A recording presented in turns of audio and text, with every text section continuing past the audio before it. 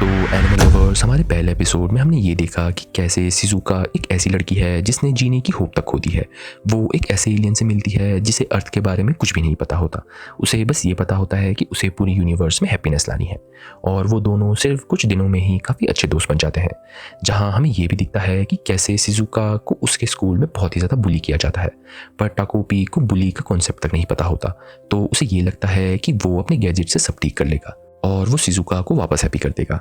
पर टाकोपी को बहुत ही ज़्यादा शौक तब लगता है जब उसे ये दिखता है कि शिज़ुका ने तो उसी के गैजेट से अपनी जान ले ली और वो कुछ कर भी नहीं पाया। पर तभी उसी का एक गैजेट उसके काम आ जाता है और वो ये ठान लेता है कि वो समय में पीछे जाकर ये पता लगाएगा कि आखिरकार शिज़ुका ने ऐसा क्यों करा, और वो अपनी पूरी जान लगाकर उसकी मदद करेगा। पर हमें ये दिखता है कि समय में पीछे जाने के बाद भी वो इंसानियत को समझ नहीं पाता और आखिरकार शिज़ुका को बुली होने से नहीं रोक पाता, और वो ये सोचता है कि शायद उसी की वजह से वो बुली हो रही है, तो वो उसकी मदद नहीं करेगा। पर वो अपने आप को फिर से रोक नहीं पाता उसकी मदद करने से।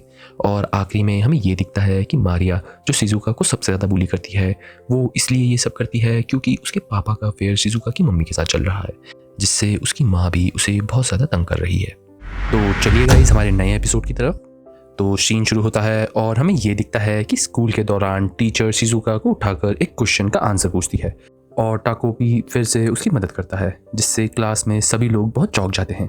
पर शिज़ुका ये देखती है कि आज मारिया ने उसे क्लास में सिर्फ इग्नोर ही करा है, जिससे टाकोपी और वो दोनों ही काफ़ी शौक रहते हैं क्योंकि मारिया तो ऐसा बिल्कुल भी नहीं करती। तभी कुछ देर बाद पास्ट की वही रात आ जाती है जब तीनों, टाकोपी, शिज़ुका और चैपी, रात को घर से बाहर वॉक के लिए निकल रहे थे, और वो लोग मिलकर उसी पाइप के वहां आ जाते हैं जहां टाकोपी छुप रहा था। और हमें ये दिखता है कि शिज़ुका टाकोपी को इस बार अपने पापा के बारे में कुछ बताने लगती है। वो ये बताती है कि कैसे जब वो एक छोटी सी बच्ची थी तो उसके पापा रोज़ रात को ऐसे ही रास्तों में उसे घुमाने लाते थे, पर जब से वो उसे और उसकी मम्मी को छोड़कर गए हैं तब से वो ऐसे रात में अकेले घूम भी नहीं पाती है। और हमें ये दिखता है कि शिज़ुका बहुत सैड होकर टाकोपी को ये बताती है, तुम्हें पता है टाकोपी, मैंने अपने मॉम और डैड के डिवोर्स को रोकने के लिए गॉड से बहुत सारी प्रेयर करी थी, पर उन्होंने मेरी एक भी नहीं सुनी। तब से मुझे ये पूरा यकीन हो गया था कि इस दुनिया में गॉड नाम की कोई चीज़ नहीं होती है। तभी ये सुनकर टाकोपी ये सोचने लगता है, इस बार शिज़ुका ने मुझे अपनी बहुत सारी बातें शेयर करी है। लगता है शिज़ुका को हैप्पी करने का मिशन सक्सेस हो रहा है और हम दोनों एक अच्छे दोस्त बन रहे हैं। पर तभी टाकोपी को ये याद आता है कि ये वही रात है जिसके अगले दिन शिज़ुका ने अपनी जान ली थी, पर अभी तक उसे ऐसा कुछ भी नहीं पता चला है जिससे वो ये सब ठीक कर पाए, तो शायद अब सब कुछ ठीक ही हो जाएगा। पर तभी वहाँ पर मारिया भी आ जाती है और वो आते ही पहले जैसे शिज़ुका को बुरे बुरे नामों से बोलने लगती है और वो चैपी को देखकर उसे भी गंदा बोलने लगती है। पर शिज़ुका ये सब सुनकर चैपी के साथ वहाँ से दूर जाने की कोशिश करती है कि मारिया फिर से उस पर हाथ उठा देती है और उसे बहुत ही बुरी तरीके से मारने लगती है, जिसे देखकर चैपी उसकी मदद करने आ जाता है। पर हमें ये दिखता है कि मारिया के चेहरे पर एक बहुत ही डरावनी ईवल स्माइल आ जाती है और चैपी उसे काट लेता है, जिससे कुछ देर बाद ही वहाँ पर बहुत सारे लोग आ जाते हैं और मारिया सबसे ये कहने लगती है कि कैसे चैपी ने अचानक से ही उसे काट लिया है, जिससे कुछ देर बाद वहाँ पर एनिमल कंट्रोल के लोग भी आ जाते हैं और वो चैपी को अपने साथ लेकर जाते हैं।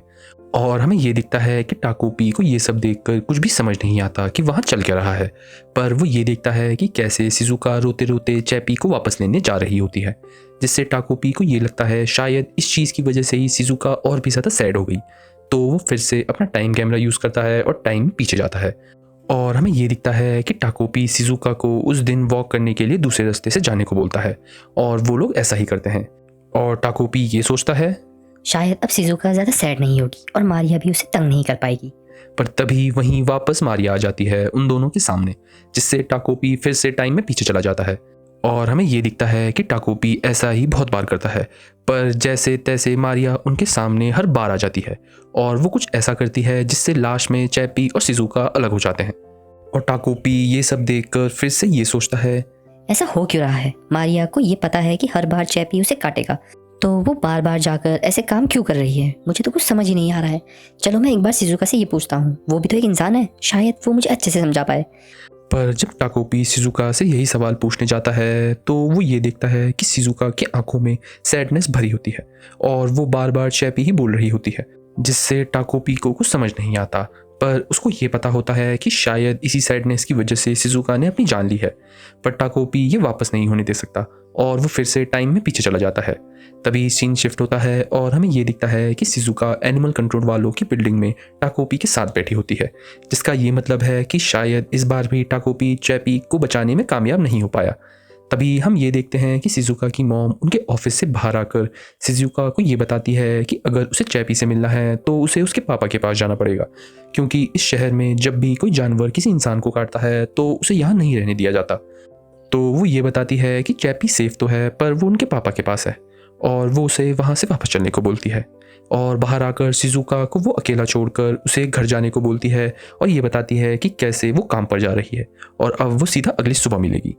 तो जस्ट अ मिनट गाइस, इस सीन से हमें ये पता चल जाता है कि शिज़ुका की मॉम उस पर खुद बिल्कुल भी ध्यान नहीं देती है, और हमें थोड़ा सा शिज़ुका की सैडनेस का राज भी पता चलता है। जस्ट इमेजिन एक ऐसी लड़की जिसके पापा ने उसे बचपन में ही छोड़ दिया हो और उसकी माँ भी उस पर ज़्यादा ध्यान ना देती हो और उसके पास कोई दोस्त भी ना हो, और ऊपर से उस बेचारी को स्कूल में बहुत ज़्यादा बुली किया जाए। और ये भी काफ़ी नहीं था कि उसका एक इकलौता दोस्त जो उसे थोड़ा सा खुश रहने में मदद करता है, उसे भी आप उसे छीन लो। तो आप खुद ही सोचो कि उस लड़की के दिमाग में क्या बैठ रही होगी, वो किस दर्द से गुजर रही होगी। Just imagine.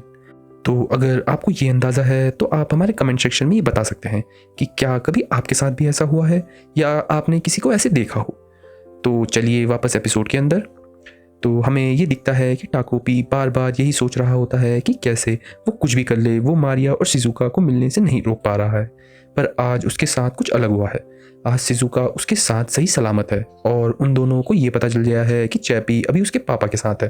तो वो ये सोचता है कि अगर वो चैपी को वापस शिज़ुका के पास लाने में कामयाब रहता है तो वो शिज़ुका को वापस खुश कर सकता है। और वो शिज़ुका को ये बोलता है, शिज़ुका तुम टेंशन मत लो, मैं तुमसे वादा करता हूँ कि मैं चैपी को वापस लेकर आऊँगा। पर तभी हमें ये दिखता है कि शिज़ुका ने तो अपना पूरा होश खो दिया है और वो सीधा सोने चली जाती है। पर टाकोपी शिज़ुका को देखकर फिर से कुछ समझ नहीं पाता। वहीं अगले दिन स्कूल में हमें ये दिखता है कि जब शिज़ुका अपने क्लास के अंदर जाती है तो उसके क्लास के सभी बच्चे उसके बारे में बहुत बुरा बोलने लगते हैं, और वो लोग ये बोलते हैं, अरे देखो इस शिज़ुका की वजह से मारिया को कितनी ज़्यादा चोट आई है, और ये है कि वापस स्कूल आ गई है जैसे कुछ हुआ ही ना हो, कितनी बेशर्म है ये। तभी उसके सामने फिर से मारिया आ जाती है और हमें ये दिखता है कि मारिया ने अपने हाथ में एक बहुत ही ज़्यादा बड़ा प्लास्टर पहना होता है और वो उसके दोस्तों के साथ मिलकर शिज़ुका को तंग करने लगती है।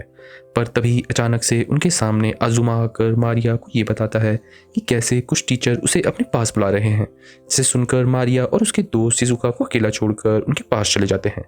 और उनके जाते ही आजुमा ये कहता है, हे शिज़ुका क्या तुम ठीक हो, तुम्हारी तबीयत खराब लग रही है।